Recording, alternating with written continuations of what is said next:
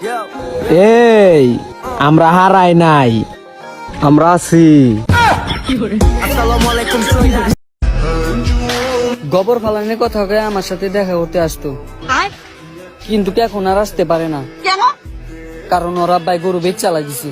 বলেন কি? হসুর আব্বা কামটা কিন্তু তুই ঠিক করস নাই। দুনিয়াতে এত মানুষ থাকতেও আমার শুধু সাপেদের সাথে পরিচয় হয়। আমাকে খেত বলা মানুষটি আজকে সকালে পাট খেতে ধরা খেয়েছে। আমি আমার পরিবারের জন্য আমার ফ্যামিলি ছাইরা দিছি। আমি জীবনে অনেক মানুষ দেখছি, কিন্তু আমার মতো ভালো মানুষ আর দেখি নাই। প্রেম করা হলো একটা নেশা, আর আমরা ভালো মানুষ, আমরা নেশা টেশা করি না, তাই তো আমরা রিলেশন করি। এই তুই কার লগে উঁচা গলায় কথা কস? চিনস? আমি কিন্তু ছোটবেলা থেকে মাইর খেয়ে বড় হইছি। এখন পর্যন্ত মেসেজ আইছে না, মনে হয় থাল বাসন ধুইতে।